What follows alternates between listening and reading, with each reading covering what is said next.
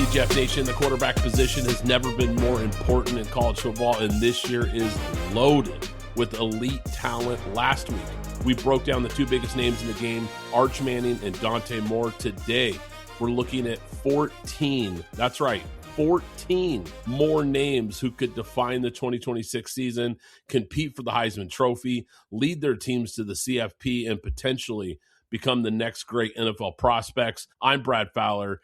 This is Pint Glass Football. Crack a cold one. Let's kick this off. This is a name that everybody's going to be talking about because right now he's already showing up on a lot of these early mock drafts. People see the NFL tools after just 1 year starting experience. Grandson of former Michigan coach Lloyd Carr. And it kind of shows when you watch him because he's a really smart kid, understands the game at a really high level for a young quarterback. Have to love the mechanics, right? Throws on time, has that clean, compact release, consistently hits that back shoulder throw, those out-breaking routes, shows placement, touch, throws a nice deep ball. There's a lot to like about this kid. I think he does a really nice job handling pressure, kind of resetting his feet. He doesn't drift. He had some anticipation throws against North Carolina State that were just on point. He protects the football. Only took 8 sacks. Look, there's a lot to like about CJ Carr. This guy has first-round talent written all over him, and I think Notre Dame's going to have a big year. Now, it's kind of a soft schedule, let's be honest, but I see the talent. I can definitely see the talent. If they finish in the top 12, they're automatically in because they're Notre Dame, which is ridiculous. They made all these exceptions from Notre Dame, which is ridiculous. Let's just be honest. They made all these exceptions because Notre Dame threw a big fit when they didn't make the playoff last year, and the CFP changed all the rules for them because they're Notre Dame. But their schedule's so easy. I mean, they've got 1-2 tough games all year. The rest is just a bunch of cupcakes. They're going to easily get into this playoff. If they don't, this would be the most disappointing season ever for them. I mean, they're favored in basically every game this year. The only tough games they have on the schedule is Miami, and they play BYU on the road. Other than that, it is just a bunch of Wake Forests and teams like that. So, yeah, they'll get in. Let's move on down this list here because there's a guy that I think that really could be one of the top quarterbacks, maybe a top 3 quarterback in this draft. And I don't think enough people are talking about him. And when I did my way too early mock draft, I had him, inside the top 5, and I don't think it's crazy at all. I think Darian Mensah for Miami is going to have a huge year. I love this guy's story. Former 2-star recruit, goes to Tulane, transfers to Duke, and now transfers to Miami. He just has continually shown that gradual progression. He's shown he can make the jump in competition. This guy's accurate, high-volume passer, 34 touchdowns, just 6 picks last year at Duke. And he didn't exactly have a bunch of NFL wide receivers running around either. This guy elevated that team, has consistent control of the offense, just throws with nice touch, deep ball placement, plays with clean mechanics, clean base, plays on time, gets through his reads, throws with anticipation, set the Duke single-season passing record for almost 4,000 yards last year as a first-year starter. I really like this guy's game. I think he's got NFL tools, NFL build, and I think he's got the NFL makeup upstairs. This team has recruited really, really well since Cristobal took over. It's going to be a really talented group, and I'm excited to see him elevate his game with better wide receivers around him, with a better running game around him.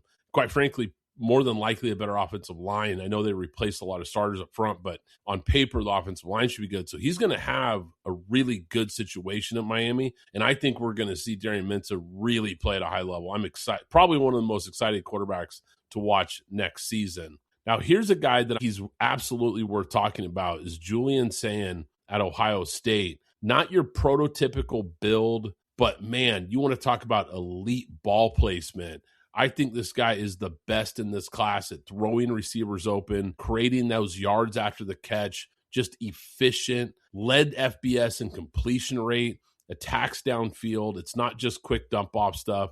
He's got that quick compact release, can layer the ball. I really like this guy's game. Like I said, not your prototype as far as NFL prototype, but I think there's enough tools in the toolbox that he could be a guy to watch this year, especially with the talent that they're going to have. Wide receiver, Ohio State is wide receiver U. They're loaded again this year. Some of the games where he really shined, I mean, that Wisconsin game, almost 400 yards, 4 touchdowns, just had a clinic against Penn State. 20 for 23 for 316 and 4 touchdowns. I mean, this guy is surgical when he's got a clean pocket to work from. I think people are kind of forgetting how good of a year he had because of that playoff game. Ohio State comes in, they're kind of rusty. They don't really look very sharp. Miami punches them in the mouth, gets a big upset win in the playoff.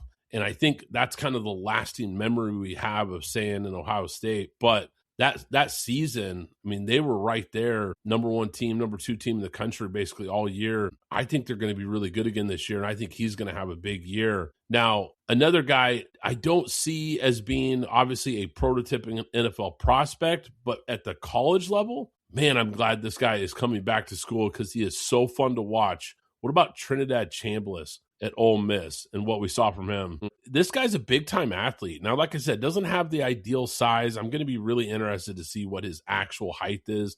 You know, I've kind of seen some sites list him around 6 foot. I've seen 6'1". If he's closer to 6'1", I think that would really help his draft stock. But the guy is a big-time athlete. There's no denying that. He's a legit dual threat. He's a guy that can put pressure on the safeties because you've got to account for what he's going to do. Deep ball ability, probably his best trait, really throws downfield with touch and accuracy, protects the football. Just 3 interceptions, 22 touchdowns, and almost 4,000 yards last year. I mean, this guy had a big-time season, really came out of nowhere from the Division II ranks, takes over the starting job, and never gives it back. Guy doesn't panic when the pocket breaks down, keeps his eyes up, extends plays. That game against Georgia was, I think, his national kind of coming out party. I mean, people who watch a lot of SEC football kind of already saw what this guy was doing, but a lot of people who are just kind of tuning in for the big games, the big playoff games, that was really when I think he kind of had his breakout moment for everybody to be like, whoa, who is this guy? 362 yards, man, against Georgia, Sugar Bowl offensive MVP. Obviously, they upset Georgia in that game. The game he had in the Egg Bowl, which, look, I know Mississippi State wasn't great, but 4 touchdowns, 300 and almost 60 yards in that game. Like, he had some moments, man, where he was just electric. So I'm excited to see Trinidad Chambliss come back. I'm excited that he's coming back. I think he probably would have been a late-round draft pick. I think if he has a really good year, he might be able to kind of jump into that mid-second, third-round conversation and have a real chance to crack a lineup. So I'm pulling for Trinidad Chambliss this year. I think it's going to be fun to watch him. Quick shout out to our friends at props.cash, the best player prop research tool in the game. Props.cash lets you scan thousands of props across sports books to quickly spot the highest value opportunities. You get real-time injury and lineup intel, advanced filters to find exactly what you're looking for, and even correlated player props so you can see what tends to hit when a player goes over their line. They cover NFL, NBA, MLB, NHL, college football, college basketball, and the WNBA. It's legit next level prep. If you're serious about betting smarter, go to props.cash and use code PGF25 for 25% off your first month. That's code PGF25 for 25% off your first month at props.cash. The official ticketing app of Pint Glass Football is now SeatGeek. I can't recommend them enough, guys. I've been using SeatGeek for years. You want to go to a game this season? SeatGeek is here to take the confusion out of buying tickets, making sure you get the best seats at the best prices. With SeatGeek, you'll never have to worry about overpaying for tickets again. How? They put a 0 to 10 score on each ticket, so you know you're getting a good deal. But here's the real game changer. You can get $20 off your first ticket purchase with the code PGFPOD. That's right, $20 off with code PGFPOD. This season, make every game day epic with SeatGeek. Download the SeatGeek app and remember to enter the code PGFPOD to grab your $20 discount. And I'm excited about all these guys, I really am. But, man, this guy is flashing some huge potential this year. What about Iamaleava out of USC? This guy, I think, is quietly starting to get more and more NFL buzz because the combination of size, speed, and just natural ability really stands out when you watch the tape. He starts out at UNLV. He's the Mountain West Freshman of the Year, transfers to USC, and breaks out in 2025. I mean, really has a big year. He's another guy. I've noticed that this was something I saw with a lot of these players. And not to go on a tangent here, but I'm starting to just think like, man, high school level coaching, I think, has just gotten so good.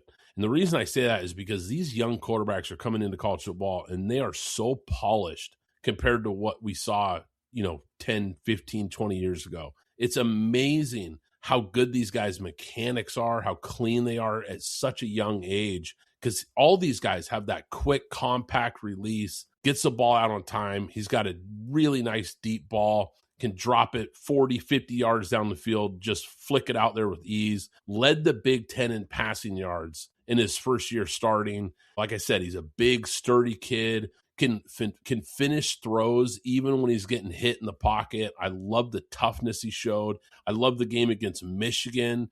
I thought that was maybe his best game this year. 20 for 26, 3 touchdowns. Had another big-time game against Missouri.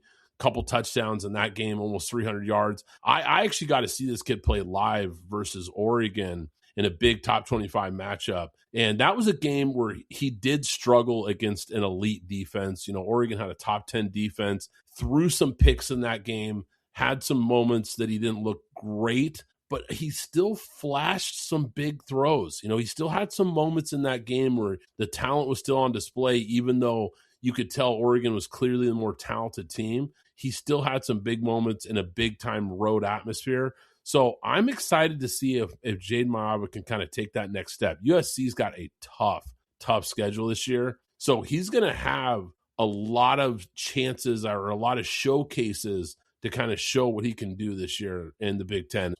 He still has some developing to do, only a one-year starter. So I think this is a big year for him. Get some more experience, develop his game, kind of take that next step. But the combination of arm talent, the running ability, the frame, there's going to be a lot of things that NFL scouts are going to like when they watch his tape for sure. Okay, so this one is going to be really interesting because Josh Hoover at Indiana comes over from TCU. This is 3 straight years that Cignetti brings in a transfer to start at quarterback. And right now, Cignetti's batting 1,000. So is Josh Hoover the next guy to jump into this system and have a big-time season? Now, I'm not saying a Mendoza-type season, but look, I think he's going to be a good fit because this is a guy who ran a heavy RPO scheme at TCU. I think that's the perfect fit for what Cignetti wants to do in Indiana. They run a ton of RPO stuff, and so he's a perfect fit on paper. He processes quickly. He's a smart quarterback, pre-snap, post-snap, understands coverage, understands where the pressure's coming from, knows how to attack those tight windows, can manipulate the safeties, create explosive plays downfield. The production matches the tape. He had great numbers. He enters 2026 as the active FBS leader in career passing yards in all of college football. And now he goes to Indiana. I mean, is Indiana going away? Is this team going away? I think some people right now are kind of waiting for the other shoe to drop. And I'm sitting there saying, I don't think it's coming, guys. I don't think this is a flash in the pan. I think Cignetti is for real. I think his coaching staff is for real. I think his eye for talent and talent evaluation is probably second to none in the sport right now. And they've got something going. And I think Hoover is going to jump right in where Mendoza left off, and I think they're going to be a problem again in the Big Ten this year. So he's going to be a quarterback to watch this year. Could become more of a national name by the end of the year. But look, there's one guy that I don't think anybody's talking about, or not enough people are talking about, and he's kind of my dark horse on this list. How about CJ Bailey out of North Carolina State? I think this year, similar to a lot of these guys, there's just not enough tape yet. We kind of want to see him take that next step, but threw for over 3,100 yards last year, 25 touchdowns, only 9 picks, completed 68% of his passes. So, and this guy was a sophomore, young guy, big guy, 6'6". He's a true dual threat. He had 6 rushing touchdowns. He moves well in the pocket. For a big guy, he's got good feet. He can move around. He can evade the rush. I think his best tape is when he's attacking downfield. with that big arm, can see over the line and just throw strikes. I think this is a guy who's got a lot of accuracy and a lot of talent. I'm excited to see this guy because I see a guy with a lot of potential who maybe could really become a name this year in the ACC.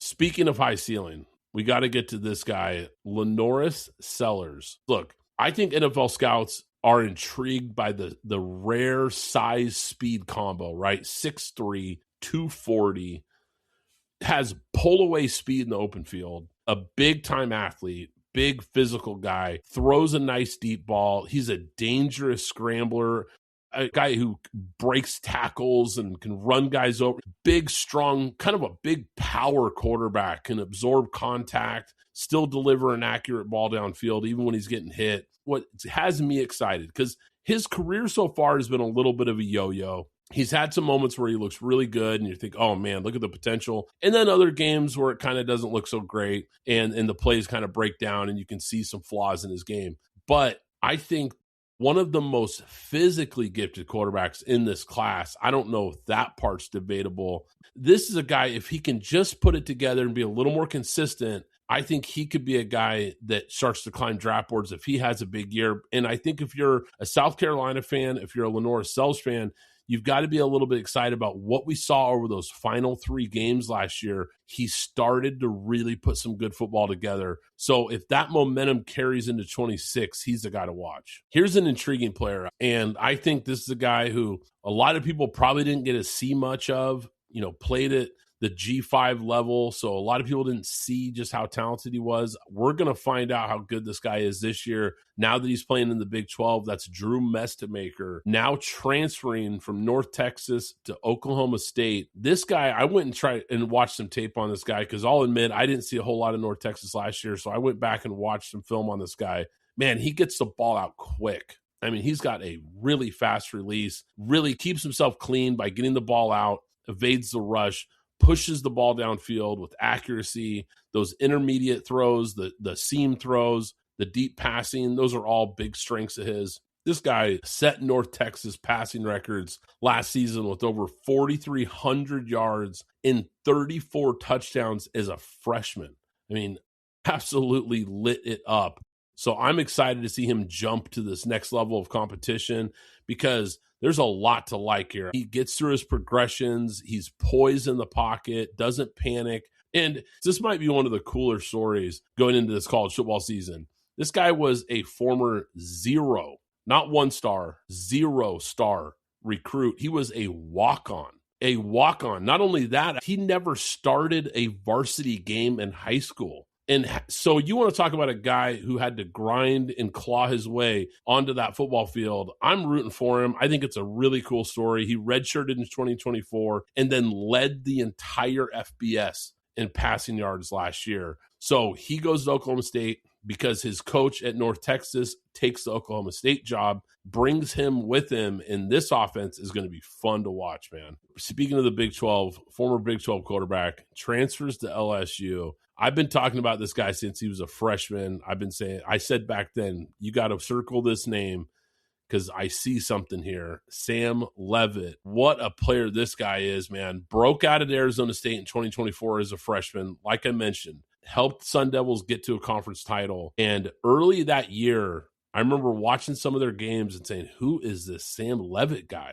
I just loved the poise, the accuracy, the timing. Ends up carrying that momentum into 2025. And then has the foot injury that ended his season just 7 games in. So we didn't really get to see, you could see the talent after year 1. It looked like things were going to go really well in year 2. And unfortunately, the injury just kind of derailed the season. But this guy is really accurate on the move, can get out of the pocket and just throw with accuracy, with timing, fires those on-time throws between the hashes. He's a legit dual-threat quarterback, 28 scrambles last year. They had some design quarterback runs in this offense for him.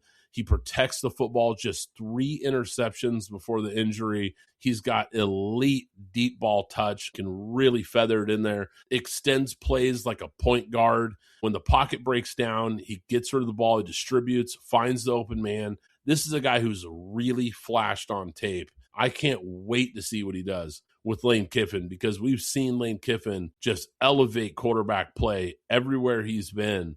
I can't wait to see what he does with this guy, because this might be one of the more talented quarterbacks he's ever had. I'll tell you what, we're gonna do some Heisman stuff later in the year too. I'll just tell you guys right now, I'm sprinkling a few bucks on Sam Levitt for Heisman. I'm just telling you that right now. My FanDuel account, I'm going to be getting some Sam Levitt Heisman bets on there. And I'll tell you another guy that I'm going to make a few long shot bets on. And no jokes aside here, like I really am. John Mateer at Oklahoma is a quarterback to watch here. Now, this is a guy who is a legit dual threat. And I think he's poised for a big rebound year now that he's healthy, because we have to remember how good this guy was at the start of the year before the hand injury, which, let's face it, a quarterback injures his throwing hand. That's a really tough injury to overcome. And he tried to play through it. And I give him a lot of credit for trying to tough through it and be there for his guys, but he didn't look the same. He never looked like the same player the rest of the season. As we saw that 2025 season, they knock off Michigan. They get some big wins, and he was the Heisman front runner going, 4 or 5 weeks into the season. That thumb injury just kind of derailed everything. But this guy's a dynamic playmaker. Now, he's a gunslinger. He's going to throw it up for grabs, and he's going to make some mistakes, no doubt about it. But the arm talent, the athletic creativity, he can play in space, similar to, like I said, with Sam Levitt, a guy who's kind of a distributor, a little bit of a point guard mentality. I just think he's going to be a fun one to watch, because he's a dual threat guy, had 8 rushing touchdowns last year. He could be a guy that could be a sneaky dark horse Heisman, because I think Oklahoma is going to be good, and he comes into the year healthy. We could see John Mateer that we saw at the start of the year throughout the whole year. It could be scary what they could do with him under center. I've got just a couple quarterbacks left here, because like I said, this class is loaded, and we got to talk about Nico Iamaleava at UCLA. This guy at one time was one of the highest rated recruits coming out of college, or coming out of high school ranks. If you remember, he was in the same class with Manning and Dante Moore. Those were kind of the big 3 5-star quarterbacks coming out of that class. And there was a lot of people saying that this kid might be the most talented out of all of them. Now, we know what happened at Tennessee. We know how that whole thing kind of unraveled. He transfers to UCLA, and we saw flashes. Let's put it this way. We saw flashes, but that program went off the rails, and I think it kind of derailed his growth, so to speak. But we're talking about a guy with rare 6'6" size, velocity, big time arm, can really drive the football into tight windows. He's got that quick, snappy release. He's a guy you can run RPOs with. You can run quarterback design runs. He's a really good athlete for a guy that size. Had 49 scrambles. I mean, consistently extends plays when it breaks down. He can get out of the pocket and make plays, just fires the ball over the middle, rarely gets a ball batted down, has that middle of the field velocity where he can just zip it in there. Effortless arm strength. I wrote down effortless arm strength because it looks easy. He just fires it out there and it just looks like it pops off his hand. All the things that when you watch the talent, you're like, okay, I get it. That's why this kid was a 5-star recruit. Now, what gets interesting for him is Bob Chesney takes over, and there's a lot of buzz around this program because there's a lot of people, myself included, that believe in Bob Chesney because this is a guy who's won everywhere he's been at the lower ranks. Now he gets a chance to be the coach of a Big Ten program with a lot more resources and a talented young quarterback. I can't wait to see what Nico does this year because I think he's going to surprise some people. I think UCLA is a team that could be a bit of a dark horse this year. I think Nico could be a little bit of a dark horse as a quarterback because I think they're going to be better than people realize. I've got 2 other quarterbacks on this list I want to get to. And these are 2 guys. Look, I'll admit, I don't know about NFL potential. They're both a little bit undersized, but man, they're fun to watch and they've got a lot of talent. The first name that comes up is a guy that most people just aren't paying attention to at all. One of the nation's just steadiest, most reliable pocket passers, Noah Fafita at Arizona, the clear leader for this Arizona offense, a guy who's been a 3-year starter there. He's accurate. He's efficient. 29 touchdowns, just 6 picks last year. He can layer the deep ball with touch. This guy lit up Oklahoma for 376 yards and 5 touchdowns last year. I mean, and that Oklahoma defense, as we know, was for real. and he lit them up. So this guy has some big-time talent. Like I said, doesn't have the NFL prototypical size or build. I get that. But, man, you want to talk about a fun college quarterback to watch who's smart, accurate, a distributor, and just keeps the offense on schedule. Noah Fifita might be one of the most underrated quarterbacks in the country. I got one last name for you guys to round it out. DeMond Williams for Washington. He gives me Kyler Murray vibes.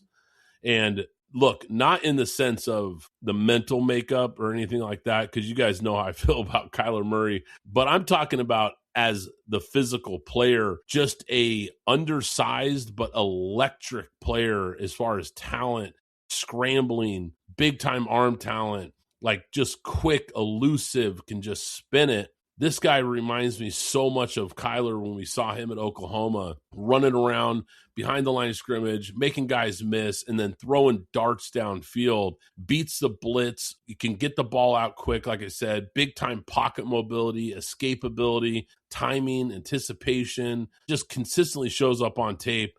This guy's versatile, like I said, a dual threat guy because he can scramble and pick up yards with his legs. A guy that honestly, Washington has got some talent, but this guy has put them on his back at times with his playmaking. So DeMond Williams, like I said, undersized to the point where he's probably a late round pick at best, but man, he is electric and fun to watch.